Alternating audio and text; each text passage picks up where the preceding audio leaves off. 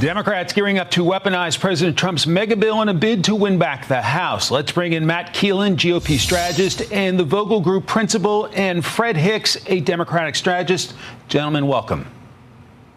Good morning, Mike. Thank you for having us.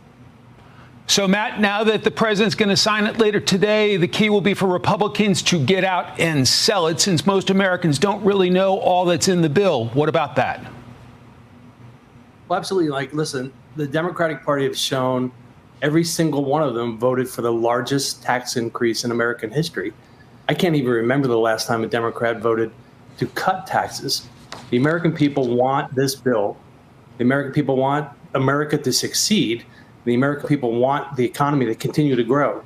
And Donald Trump is delivering on all of those things, and he'll keep delivering. Fred, I remember Republicans running against another massive bill, Obamacare, over several election cycles. How did Democrats run against the big, beautiful bill?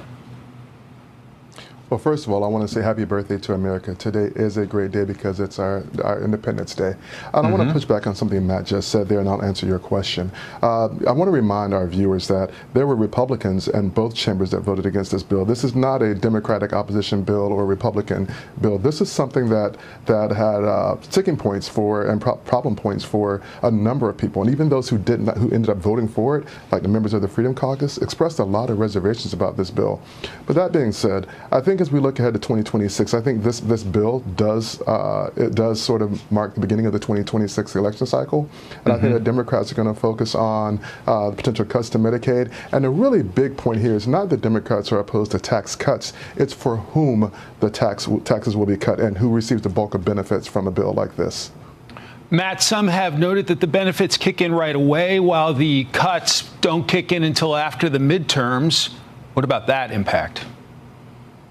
Well, the big thing about this bill, Mike, is that the Republicans didn't want people's taxes to go up.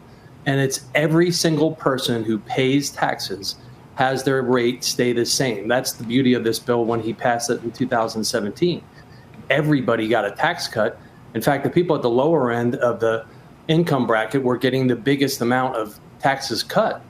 So for a politician, that's exactly what you want. And the other thing that Donald Trump does that the Republicans love and Democrats hate is he campaigned on this for 4 years. He does what he says he's going to do. He is not a typical politician.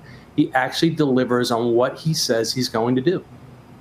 Fred, does it worry you if people get a break on no tax on tips, no tax on overtime, and see their tax bill in their paychecks going down every cycle in terms of campaigning against that as a Democrat?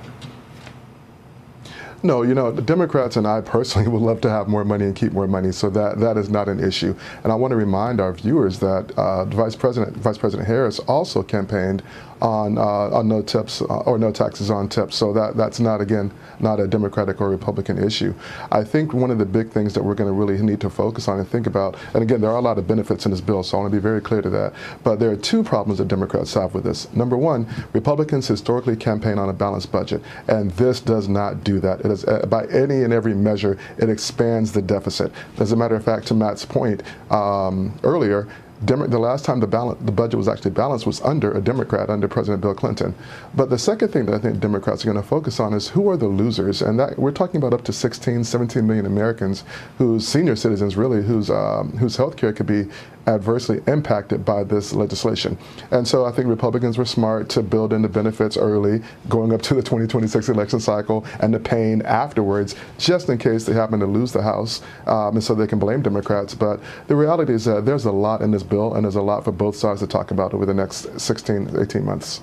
To be fair, that balanced budget was with a Democratic president and a Republican Congress. Political strategist Matt Keelen, Fred Hicks, gentlemen, thanks very much. Happy Independence Day.